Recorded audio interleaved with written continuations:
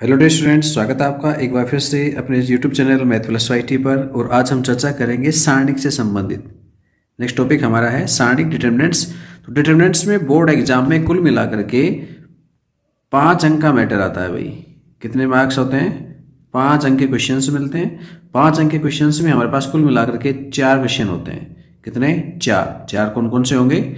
एक होता है एमसीक्यू, ठीक है। 2 होते हैं वेरी शॉर्ट आंसर टाइप के, मतलब एक एक अंक के 2 क्वेश्चन, ठीक।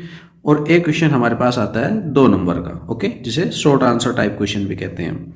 तो कुल मिला के हमारे पास यहाँ पर 4 क्वेश्चन होंगे। एक एमसीक्यू, 2 होंगे वेरी शॉर्ट आंसर यानी एक एक अंक के, और एक क्वेश्चन होगा हमारे पास कितना?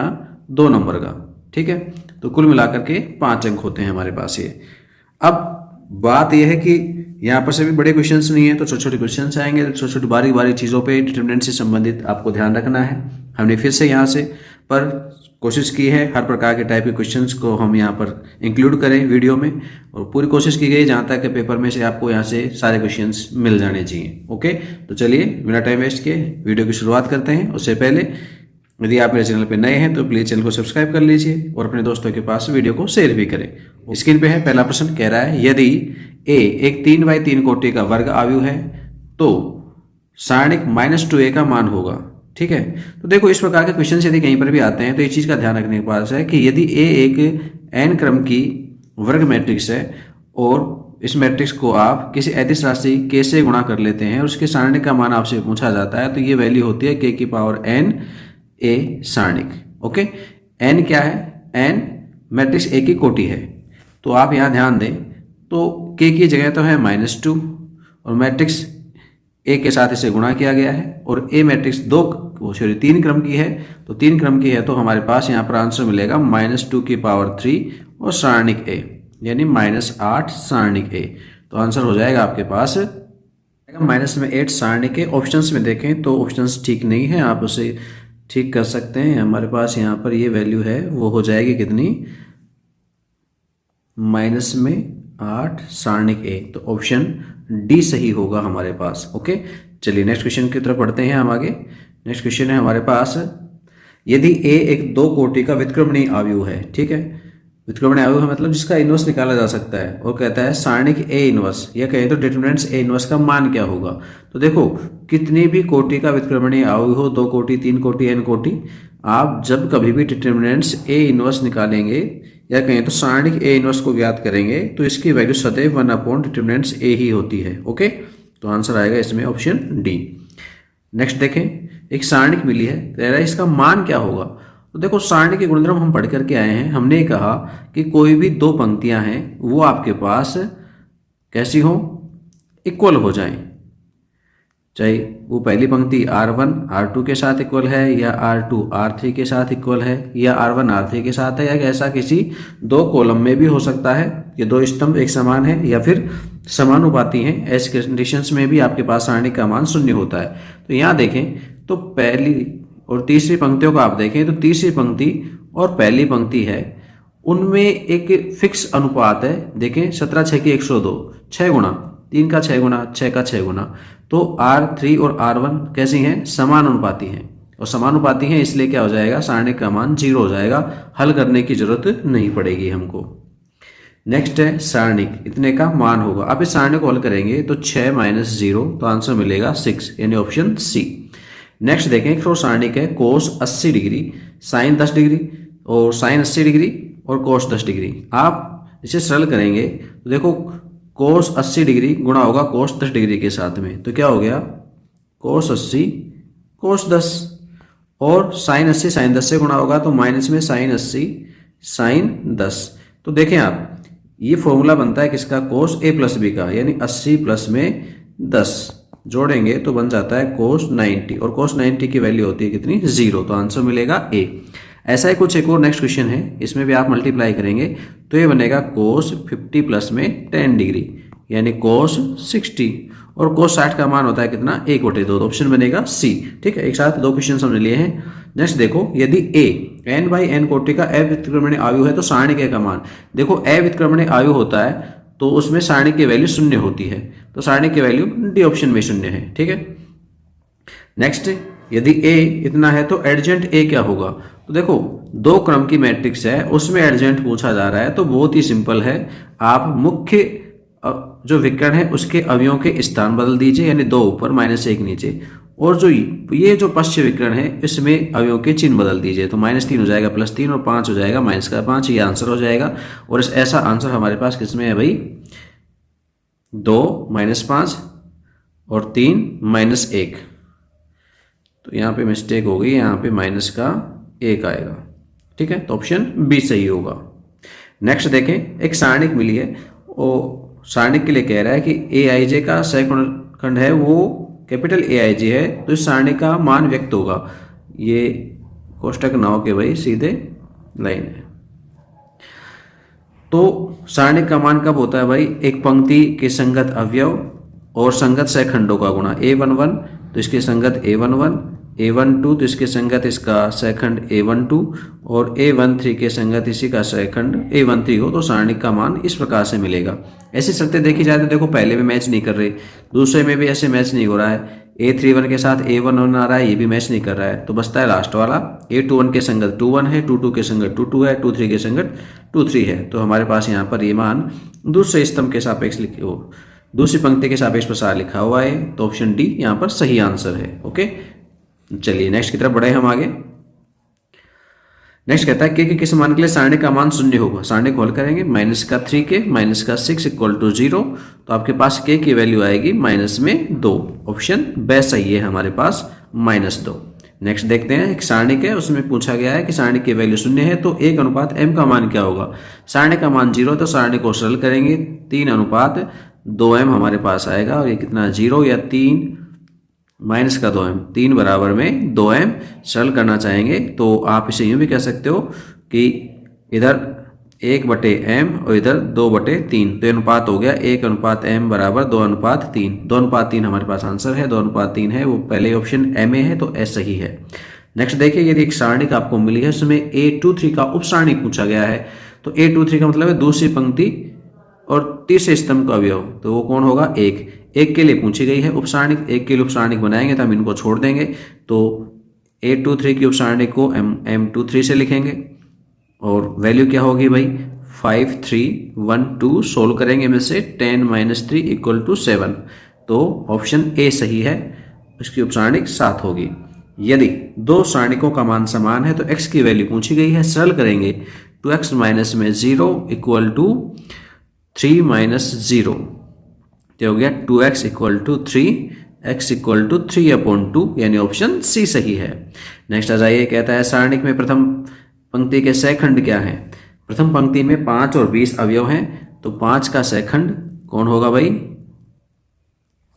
5 का सहखंड आपके पास कितना है -1, और 20 का सहखंड, 20 के सहखंड को देखेंगे तो यहाँ उपसारणिक तो 3 है, चिन्ह बदलेगा तो -3, तो -1 -3 आपका आंसर होगा, ऑप्शन बी सही है। ठीक है, चलिए नेक्स्ट आगे देखते हैं हम। यदि सारणी का है वो दोनों इक्वल हैं, इस कंडीशन में x की वैल्यू क्या होगी, तो पहले हम इस सारणी को हल करेंगे, तो सारणी के लिए मान आएगा आपके पास 4 - 2 का स्क्वायर, इधर हो जाएगा 3x माइनस में 2 माइनस में x और प्लस का 6, ये हो जाएगा 2 का स्क्वायर यानी 4, यहाँ पर 3x माइनस का 2 और माइनस में x और माइनस के 6, सरल करेंगे हम यहाँ पर, तो 4 + 8 बराबर 2x, 12 बराबर 2x, तो x बराबर आ गया 6, तो आपके पास ऑप्शन ए ही सही है। नेक्स्ट आगे बढ़े हम। यदि सारणी कितना = 0 है तो x की वैल्यूज बता दीजिए। तो देखो ध्यान से कभी भी ध्यान रखना, किसी भी सारणी में आपके पास कंटिन्यू कोई नंबर आते हैं, उस केस में जैसे 1 2 3 या 4 5 6 7 8 9 या कोई अन्य नंबर, लेकिन कंटिन्यूटी में लगातार चलने चाहिए, ऐसी कोई सीरीज यदि आपके पास है, अनुक्रम है, तो उस केस में सारणी का मान 0 होता है। ठीक है, तो इस केस में यहाँ भी तुलना करके देखो तो x की जगह पर कितना आ रहा है 5, तो आंसर आएगा 5। ठीक है, आप चेक कर सकते हैं, 5 रख करके सारणी का मान 0 ही मिलेगा। अवयव ए अव्युत्क्रमणीय कहलाती है यदि, कब भाई, जब सारणी के की वैल्यू 0, ऐसा क्वेश्चन पीछे भी आ गया भाई, एक हमने लिखा है वहां पर। चलिए नेक्स्ट, यदि अवयव ए इतना अव्युत्क्रमणीय है तो x का मान क्या होगा।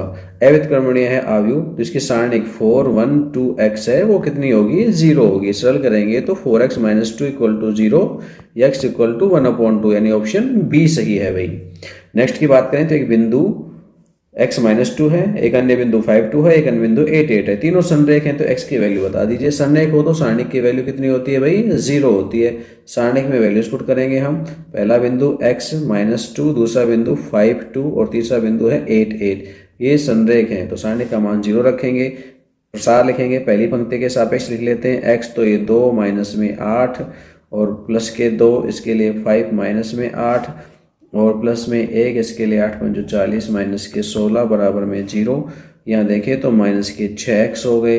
ये हो गया आपके पास 2 गुणा माइनस का 3 और ये आपके पास 40 में से 16 घटाएंगे तो 24 बराबर में 0। सरल करते हैं हम। माइनस के 6x माइनस के 6 प्लस के 24 बराबर 0। तो माइनस के 6x बराबर में माइनस के 18 तो x बराबर में 3 मिला हमें। कितना मिला भाई? 3। तो x इक्वल टू 3 होगा। नेक्स्ट देखिए, यदि A एक मैट्रिक्स मिली है तो कह रहा है A इनवर्स क्या होगा। तो सबसे पहले हमें सारणिक A का मान चाहिए। सारणिक A का मान हो जाएगा कोस स्क्वायर थीटा और प्लस में साइन स्क्वायर थीटा, बोले तो 1। इसके अलावा हमें चाहिए एडजेंट A। एडजेंट A को हम फाइंड करेंगे।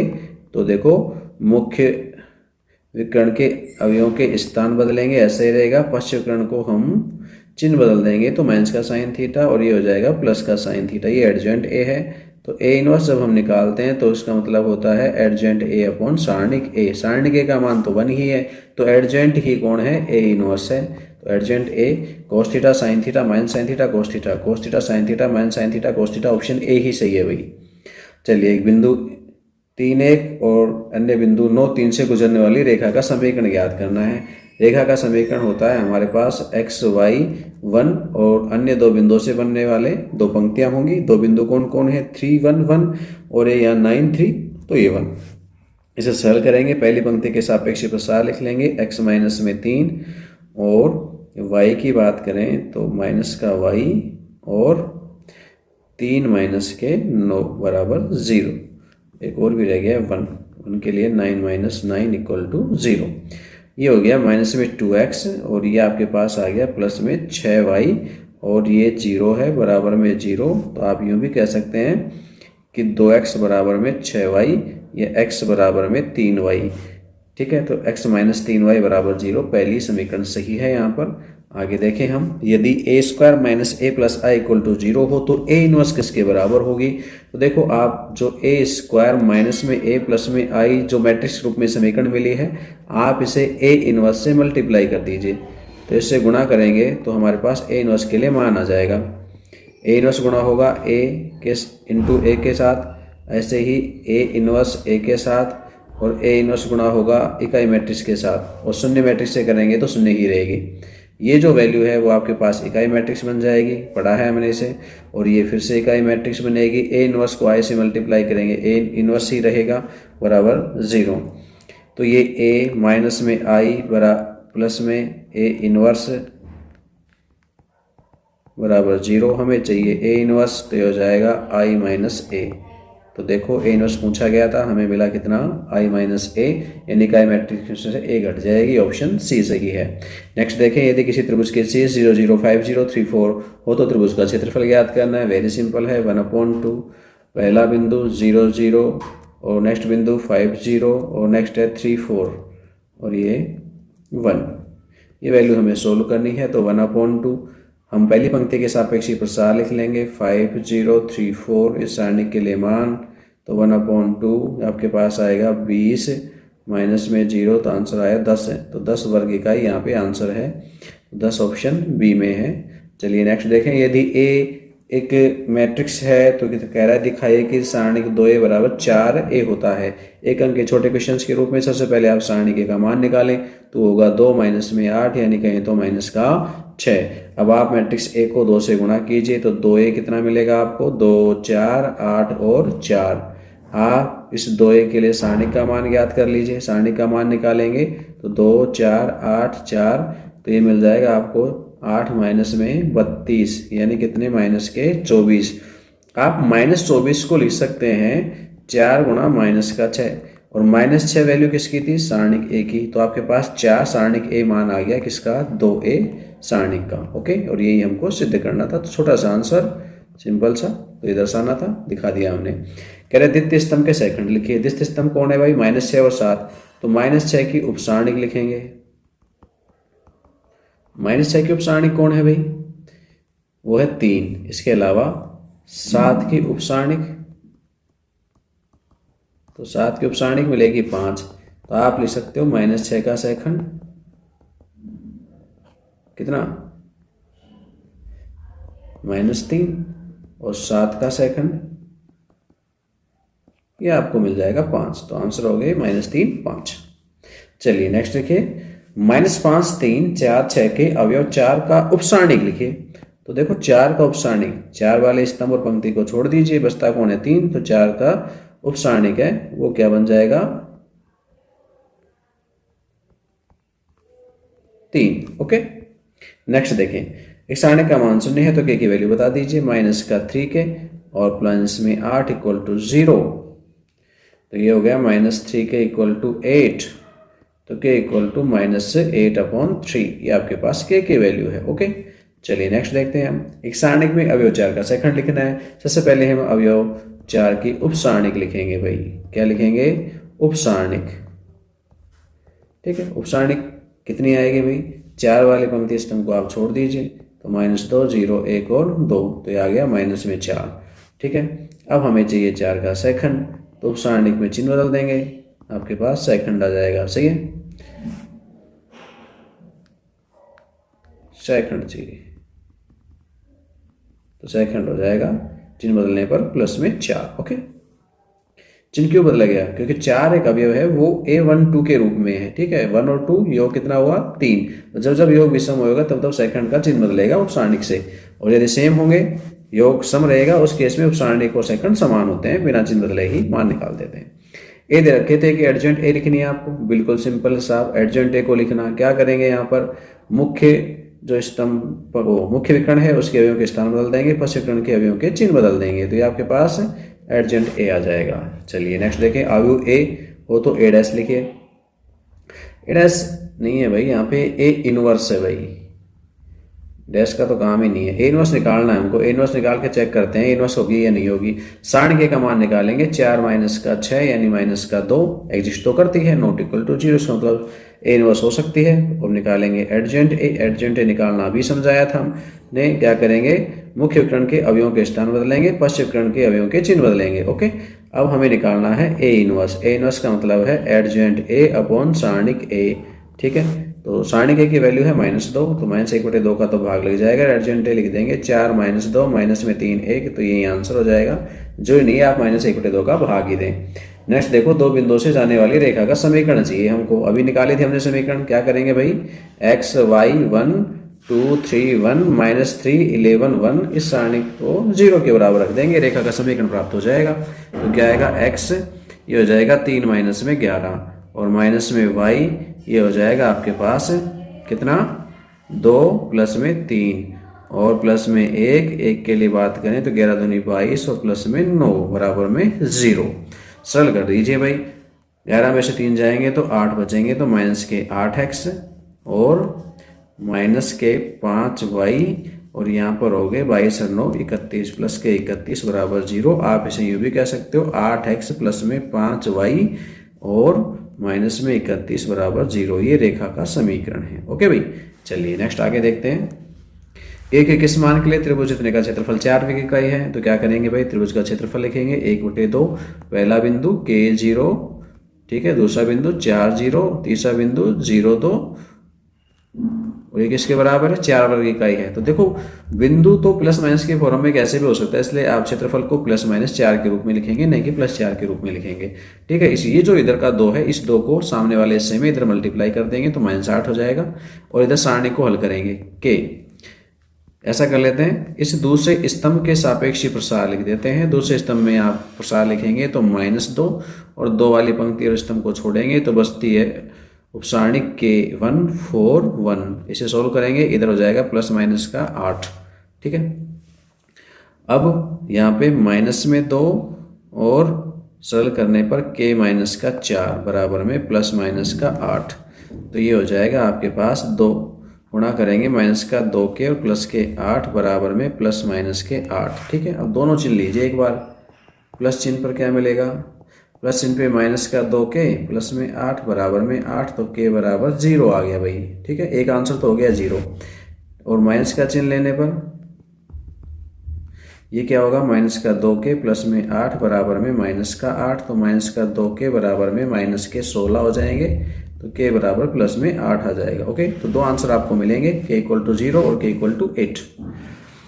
फिर कहता है कि भाई दो रेखिक समीकरण हैं, तो समीकरण काय को आयु विधि से हल करना है। आयु विधि से हल करेंगे तो क्या होगा भाई, 4x माइनस में 3y बराबर 11। आप इसे पहले मैट्रिक्स फॉर्म में लिखेंगे, तो एक्स वाई के गुणांकों को एज इट इज लिखें, 4 माइनस 3, 3 और 7। ओके, और यहाँ स्तंभ मैट्रिक्स के रूप में एक्स वाई चर राशियों को लिखें, और सामने के जो मान है उसे भी आप स्तंभ मैट्रिक्स में लिखें। गुणांकों की मैट्रिक्स को ए कहते हैं, और ये x कहलाती है और ये b कहलाती है। तो आपके पास ax बराबर b मैट्रिक्स रूप में समीकरण आ जाएगी। हमें यहाँ पर x को ज्ञात करना है, x होता है a इनवर्स b, ये फाइंड करना है। ठीक है, इसमें चाहिए हमें a इनवर्स। a इनवर्स का मतलब क्या होता है, एडजेंट a अपॉन सारणिक a। हम पहले सारणिक a का मान निकालेंगे, 4 माइनस 3, 3 और 7, तो ये हो गया 28 प्लस में 9। 28 और 9 होते हैं कितने, 37। ओके, अब एडजेंट ए भी चाहिए हमें। एडजेंट ए क्या होगा भाई, मुख्य विकर्ण के अवयवों के स्थान बदलेंगे, 7 और 4, और पश्च विकर्ण के अवयवों के चिन्ह बदल देंगे। ये एडजेंट ए है। इससे हमें मिलेगी क्या, ए इनवर्स। तो ए इनवर्स हमारे पास आ जाएगी एडजेंट ए अपॉन सारणिक ए की सहायता से, तो ये आएगी 1/37। सारणिक ए का मान 37 है, तो 1/37, 7, 3 माइनस 3 और 4। अब हम इसे समीकरण 1 में रखेंगे, तो 1 से क्या हो जाएगा भाई, x बराबर 1/37 और 7, 3 माइनस 3 और 4 मल्टीप्लाई होगा b मैट्रिक्स से। b कितनी है, 11 और माइनस में 1, मल्टीप्लाई कर दीजिए। 1/37 बाहर ऐसे कैसे, पहली पंक्ति को स्तंभ से गुणा करेंगे, 7 को 11 से 77 और माइनस का 3, और दूसरी पंक्ति को स्तंभ से करेंगे तो माइनस के 33 और माइनस के ही 4। तो आप सरल करते हैं तो 1/37 और यहाँ 77 में से 3 गए तो 68, और ये हो गए माइनस के 37। ठीक है, और इधर आपके पास x को हम रखेंगे तो ये हो जाएगा xy। इधर 37 का भाग देंगे तो 2 और माइनस का 1, तुलना करेंगे संगत पदों की, तो x बराबर 2 और y बराबर -1, ये आपके पास सॉल्यूशन होगा। तो ऐसे आप अन्य समीकरणों को हल कर सकते हैं। हमने एक हल करके दर्शाई है आपको, इसी प्रकार से और भी हो सकती हैं। ठीक है, ये केवल मात्र एक संकेत भर है कि इस प्रकार के क्वेश्चंस भी हो सकते हैं। नेक्स्ट देखें, तो कहता है एक आयु है, उस आयु एक को इस प्रकार से लिखा गया है कि a² माइनस में 4a प्लस में i इक्वल टू 0 मैट्रिक्स है। तो इसकी सहायता से a इनवर्स निकालना है हमें। तो क्या करेंगे भाई, सबसे पहले तो हमें समीकरण को लिखना है, a² माइनस में 4a और प्लस में i equal to 0। a inverse ज्ञात करने का तरीका है, a इनवर्स से आप पूरी समीकरण को गुणा कर दीजिए। तो गुणा करने पर क्या मिलेगा, गुणा करने पर हो जाएगा a इनवर्स। a² को लिखेंगे a गुणा a, यहाँ माइनस के 4, a इनवर्स को गुणा करेंगे a से, और a इनवर्स i भी गुणा होगा इक्वल टू 0 मैट्रिक्स। तो ये जो मान है वो हो जाएगा इकाई मैट्रिक्स a माइनस में 4 इकाई मैट्रिक्स, और यहाँ होगा a इनवर्स का i से गुणा a इनवर्स, और ये 0 मैट्रिक्स। हमें चाहिए a इनवर्स, बाकी का इधर पक्षांतर कर देंगे, 4i इधर आएंगे पॉजिटिव हो जाएंगे, और i इंटू a क्या होता है, a इधर आएगा तो नेगेटिव हो जाएगा। तो अब आप a इनवर्स ज्ञात कर सकते हैं, 4i की जगह 1 0 0 1 और माइनस a की जगह 2 3 1 2।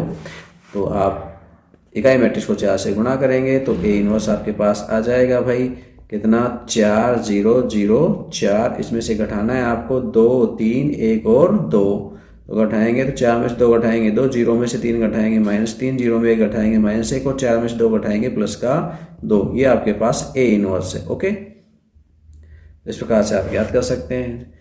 नेक्स्ट देखो, a और b दो मैट्रिसेस मिली हैं, और उसके हिसाब से क्या कह रहा है कि सत्यापित कर दीजिए ए बी का whole inverse equal to B inverse A inverse होता है। इस प्रकार का क्वेश्चन मॉडल पेपर में भी शामिल किया गया है। तो क्या करेंगे आप, सबसे पहले a का b से गुणा करेंगे। a का b से गुणा कर दिए भाई, 2 7 2 3 7 2 5, मल्टीप्लाई करना है b से, यानी 3 2 -2 -1 से, कर दीजिए गुणा। क्या आएगा गुणा, 3 का 3 से गुणा 9, 7 का माइनस के 2 से माइनस के 14, फिर 3 का 2 से करेंगे तो 6 और 7 का माइनस 1 से करेंगे माइनस का 7। नेक्स्ट 2 को 3 से करेंगे तो 6 और 5 को 2 से करते हैं तो 10 से, और 2 को 2 से करने पर 4 और 5 को माइनस 1 से करने पर माइनस का 5। तो हमारे पास गुणा आया वो आया माइनस के 5 और माइनस में 1, माइनस के 4 और माइनस का 1। ओके, ये ए बी है। अब हमें ए बी इनवर्स चाहिए, तो ए बी इनवर्स चाहिए तो सारणिक ए बी का मान भी चाहिए। तो ये सारणिक ए बी का मान आएगा 5 और माइनस में 4 यानी कितना 1। ओके, वह एडजेंट ए बी इसे ज्ञात करेंगे हम। तो ये क्या बनेगा -1 -5, जबकि यहाँ चिन्ह बदलेगा तो +4 और प्लस का 1 हो जाएगा। तो हमारे पास ए बी इनवर्स जो मैट्रिक्स आई वो कितनी आई, एडजेंट ए बी बटे सारणिक ए बी के रूप में। अब सारणिक ए बी का मान तो एक ही है, तो एडजेंट ए बी ही आपके पास मान होगा -1 1 4 और माइनस का 5। ओके, ये हमारे पास ए बी इनवर्स। अब हमें क्या क्या चाहिए, बी इनवर्स ए इनवर्स और चाहिए। देखो बी इनवर्स के लिए हमें चाहिए बी का परिमाण, मैट्रिक्स बी का परिमाण आएगा माइनस में 3 और प्लस में 4 बराबर है यानी 1। और एडजेंट बी भी हम लिख सकते हैं -1 और 3 और 2 माइनस का 2। तो आपके पास बी इनवर्स हो गया कितना, -1 -2 2 और 3। ऐसे ही हम और निकालेंगे किसका, ए इनवर्स का मान। तो ए इनवर्स के लिए सारणिक ए का मान चाहिए। सारणिक ए को हम सोल्व करेंगे, 5 3 15 माइनस में 14 कितना आया 1, जबकि एडजेंट ए हमारे पास हो जाएगा 5 3 और माइनस में 2 माइनस में 7। ठीक है, तो यहाँ भी आपके पास ए इनवर्स है, वो बी इनवर्स के तरीके से ही प्राप्त हो जाएगी।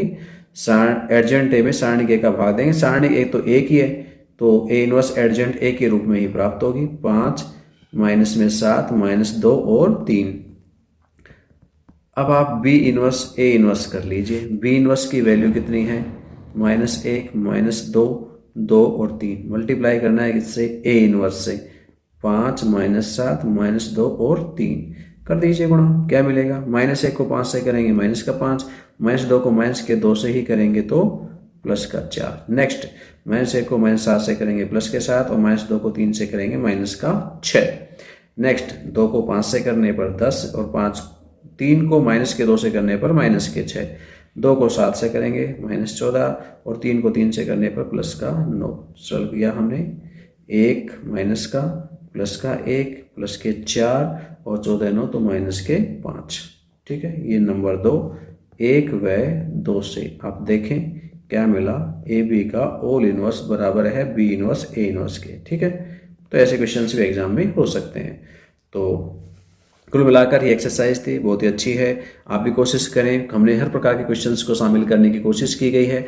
आप ए इनवर्स हैं वो 3 क्रम की मैट्रिक्स के लिए भी ज्ञात कर जरूर देखें, यानी उपसारणिक बनाएं, सहीखंड ज्ञात करें और उनसे सहीखंड जो कि मैट्रिक्स यानी एडजेंट ए फाइंड करें, उसमें सारणिक ए का भाग दें, ए इनवर्स प्राप्त हो जाएगा। मोस्टली क्वेश्चंस ये समझ लीजिए 99% हमने क्वेश्चंस को इंक्लूड कर लिया। कोई एक आध क्वेश्चंस आपको ऐसा और लगता है कि हो सकता है तो आप उन्हें भी हल करके देखिए। कोई समस्याएं हो तो हमें टेलीग्राम चैनल पर लिख करके भी भेज सकते हैं। ठीक है, फिलहाल के लिए इजाज़त दीजिए, नेक्स्ट वीडियो लेकर फिर हाजिर होते हैं, तब तक के लिए बाय बाय।